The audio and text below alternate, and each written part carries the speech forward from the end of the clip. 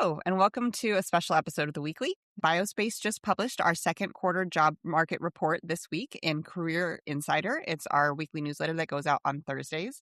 It's free, so if you're not already signed up, definitely subscribe now, and you'll automatically get a copy of the new report. So instead of the usual crew today, I'm joined by the report's author, BioSpace's Life Science Careers Content Manager, Angela Gabriel. Angela, thanks for joining me. Yeah, thanks for having me. So talk us through what happened in the biopharma job market during the second quarter of 2026. Yeah, so what we saw was it is still an employer's market, but we did see some encouraging signs for job seekers in the second quarter. Probably the biggest one we saw based on our own BioSpace data was that during Q2, the job postings live on the website went up 15% year over year and then 12% quarter over quarter. And what was really great to see was that was a third straight quarter over quarter increase that we had. We also looked at pharma positions specifically, and we had at least 5,000 pharma positions live during every single month of Q2, and that was the first time that that's happened since Q1 of 2024. The last kind of key finding that we were looking at was that last month, biotech R&D jobs live on the website, they surged 42% year over year, and they increased month over month for the sixth consecutive time. So the other thing we were kind of curious about was, well, how competitive of a job market is it? And it's definitely still, like an employer's market, a competitive job market. But there was a little bit less competition for the biopharma jobs on our website in the second quarter.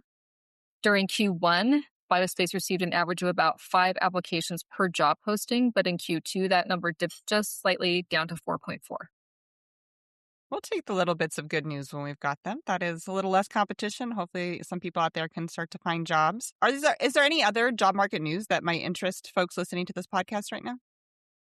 Yeah, there were some other little tidbits that didn't actually get into our job market report that I still found pretty interesting. In May, the Bureau of Labor Statistics predicted 5.4% employment growth in pharmaceutical and medicine manufacturing from 2024 to 2034. And that sector is projected to employ 369,500 people by 2034. And that would make pharma the 8th fastest growing area of U.S. manufacturing. Also in May, the Bureau reported a state-by-state breakdown of May unemployment numbers, and it showed that California and Massachusetts, which of course are top states for biopharma employers, they each had higher unemployment rates than the U.S. rate, which was 4.3%. So California actually had the second highest unemployment rate of any state at 5.3%.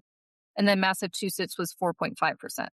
And then in some other news that was specific to employment in both of those states, 2 reports that were released in the second quarter, they showed that life sciences jobs in those states actually stopped growing last year and even had small declines.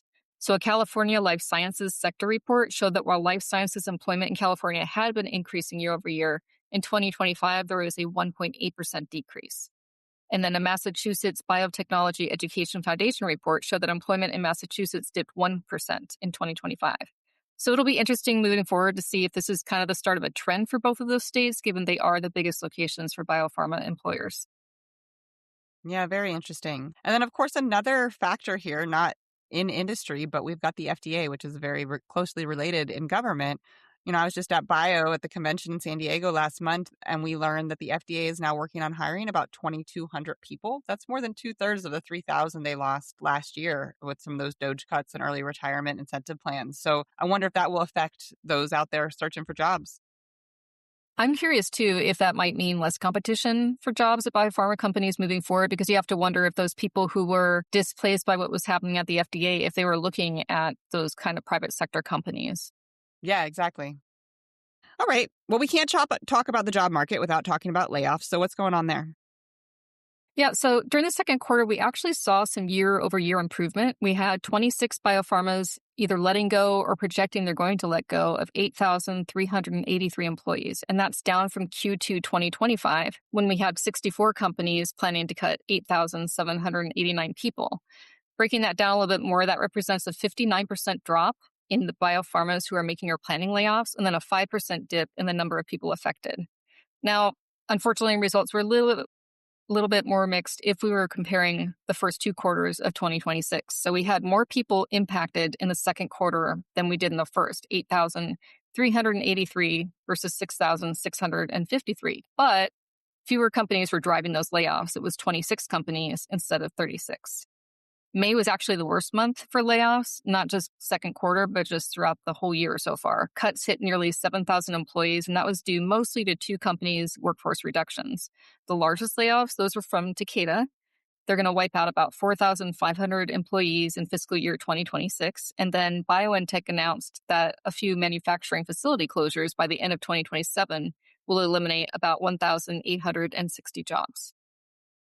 Yeah, those major reorganizations and cuts definitely drive up those numbers. We just did a story on how many pharmas are really undertaking these mass restructurings right now and really messing with the workforce. So it's hard to take too much away from those direct numbers, but overall it seemed relatively positive that there are fewer companies initiating layoffs. That's good. When we're talking about overall industry health, which is of course important to jobs and job seekers, we've been talking a lot about the strong M&A and IPO activity of late. So that could possibly be a positive here.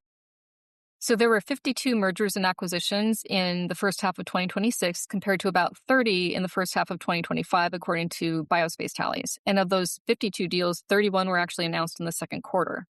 And then for IPOs, there were 18 IPOs in the first half of the year, including 7 in Q2, according to our tallies. 2 of those IPOs by Kylera Therapeutics and Parabilis Medicines set records as the biggest biotech debuts ever, with $625 million and $670 million raises. And those actually happened less than 2 months apart. I loved when that happened. We were all excited that Kylera broke Moderna's older record. And then, yeah, like you said, not 2 months later, Parabilis swoops in and was like, wait, we can raise more. So definitely positive momentum in the public markets. Let's see, moving on. How do you think that biopharma job seekers felt about the job market during the second quarter?